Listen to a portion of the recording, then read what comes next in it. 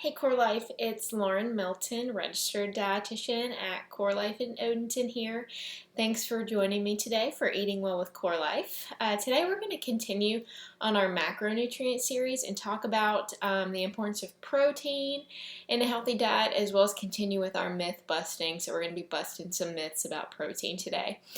Before we get started, I want to remind you again that even though our clinics are temporarily closed, you can still meet with your care team through a telehealth visit and track your progress using Core Life's app and remote patient monitoring program. So if you're interested in that and want to schedule a telehealth visit, give your local office a call or send them an email and our team can get you scheduled, okay?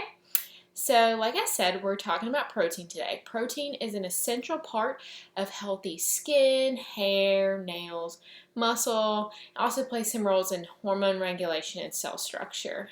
Protein also helps to boost your metabolism, since protein is just a little bit more difficult than anything else for your body to digest, so it kind of just has to burn a little bit more energy just to break it down for use.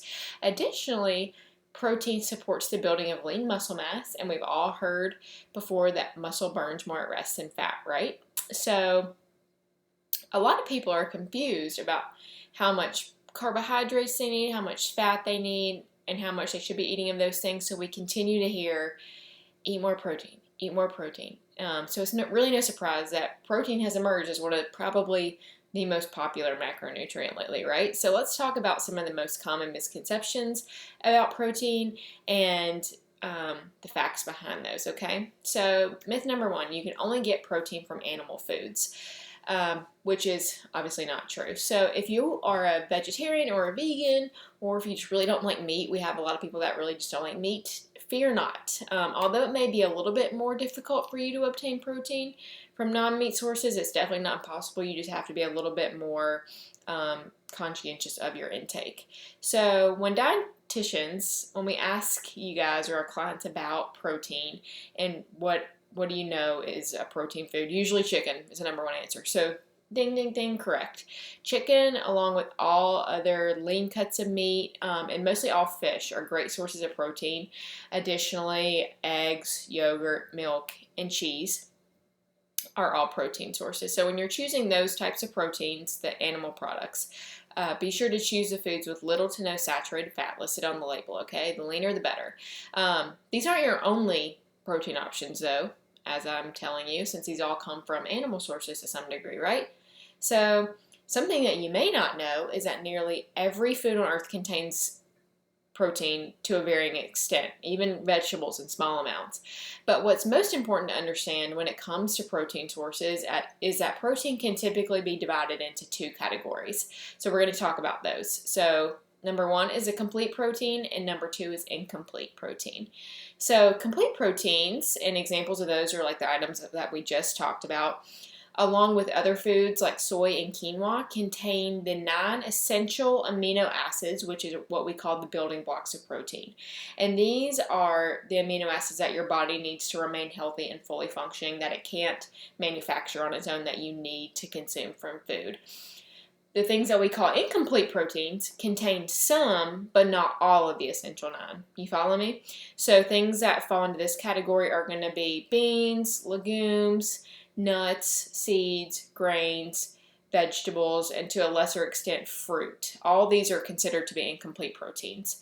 So when these foods are combined with each other throughout the day, they are able to kind of piece together and become a complete protein and form those complete amino acids. Does that make sense? So you can get protein options from places other than just animal products, okay? Myth number two, if more protein is good, then much more is better. Too much of a good thing is never good, right? So typically people think that they eat enough protein, but when we start logging or having you log at Core Life, more often than not, you're kind of eating less than what we're telling you, and less than that amount prescribed by your RD. So typically we could stand to add a little bit more protein to our diets, but it's good to know that your body can process about 30 grams of protein at one time. So consuming more than that at a time, and you're not really going to be able to digest and use that protein wisely. So no need to go overboard with the protein intake.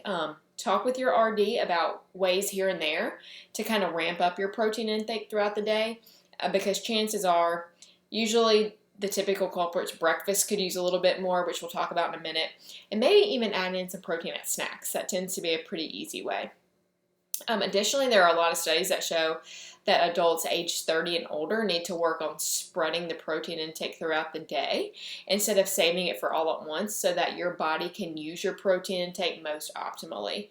Like I talked about, you can only process about 30 grams at a time, so not eating any protein all day and then saving it all at the end of the day, it just doesn't work like that. So a decent rule of thumb is for most people, when you're having protein at meals, aim for about a quarter of your plate to be your protein food, or about the size of a deck of cards. That's typically around that size, maybe slightly bigger, depending on your needs.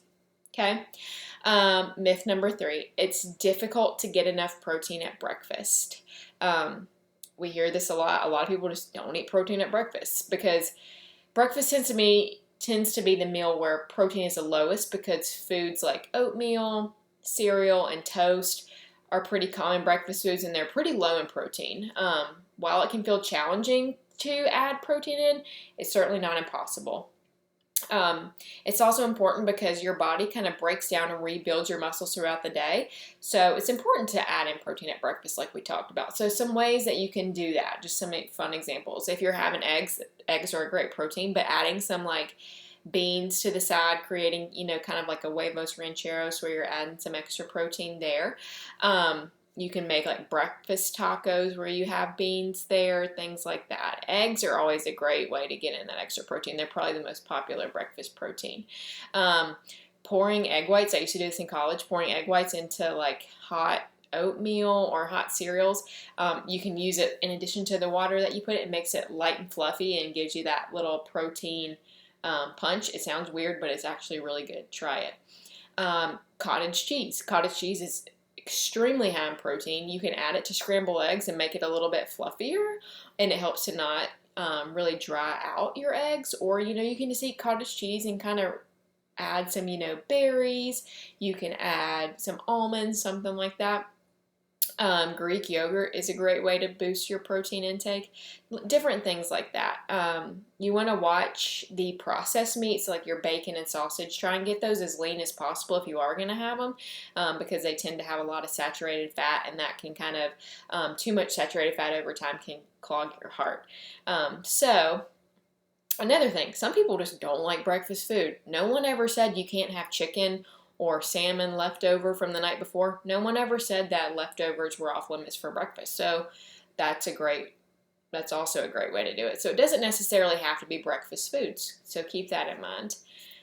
Myth number 4, eating a high protein diet is a good way to lose weight.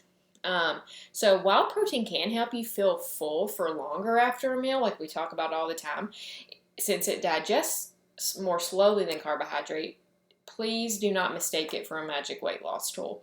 Protein, like carbohydrates like we talked about yesterday, and fats that we will talk about tomorrow, they all contain calories, and it's the amount of calories you consume, no matter where they come from, that really determines whether you lose, maintain, or gain weight in the end, right? Calories in versus calories out. So if you eat lots and lots of protein, that could, add up to go past your calorie limit, which could cause you to gain weight, depending on your calorie needs. Typically, protein recommendations range from about 20 to 25% of your calories daily. Like I said, it really just depends on what your dietitian set up for you. On the flip side, completely cutting protein out of your diet would not be beneficial either. Kind of like we talked about with carbohydrates yesterday. Completely cutting out a food group is not the way to do it because it's not sustainable and not healthy. The healthiest way to lose weight is to continue to eat a balanced diet that's neither high nor low in any particular nutrient. Okay? And then the last myth we'll talk about today is soy. A lot of people think soy is not a safe protein, and I'm going to kind of explain the history behind this. So the origins of this myth come from one of the phytochemical types in soy, which is called isoflavones, which are also phytoestrogens, which are plant compounds that weakly mimic the effect of the hormone estrogen. And this, at one time, raised concern that eating soy may increase breast cancer risk, but the American Cancer Society says the evidence suggests that moderate intake of soy foods is safe and could possibly be beneficial for some people. When eaten regularly, isoflavones have been linked to lower risk of breast and prostate cancer, as well as heart disease, type 2 diabetes, and osteoporosis. So where you find soy in nature in a protein source. Tofu, edamame is one of the more common ones. Tempeh, miso are some that aren't as popular, but they're all great protein sources that offer a variety of vitamins, minerals, and antioxidants that you can't really get from meat. Additionally, if you're vegetarian or vegan, soy is pretty much one of the most common sources of protein that you're going to have. So even if you're not, you can swap it into your diet here and there. It can kind of be a nice change of pace. If you've never tried tofu, give it a try. It's really not that bad. I quite enjoy it, but that's just me. In summary, varying your protein intake is an important way to ensure a healthy diet. So when you're choosing meats, try to choose the leaner the better. Chicken breast, lean cuts of pork, ground beef, low sodium deli meat. Additionally, all types of fish, choosing some beans and soy products occasionally, and nuts. So I hope that you learned a little bit more about protein today, and let me know if you have any other questions about it. Again, I can always do a part 2 on the series, but thank you for joining me again today. If you have any questions about carbohydrates, please refer to my video from yesterday, and stay tuned for tomorrow for fat myths. We're going to cover them all. Please subscribe to our Core Life channel and leave us your questions, comments, or other topics you'd like us to cover. Don't forget about Corey's workouts and Nick's cooking demos. There's some great stuff going on there this week. Core Life, we love you. We miss you. We'll see you soon. And if you have any questions, please let us know. See you next time.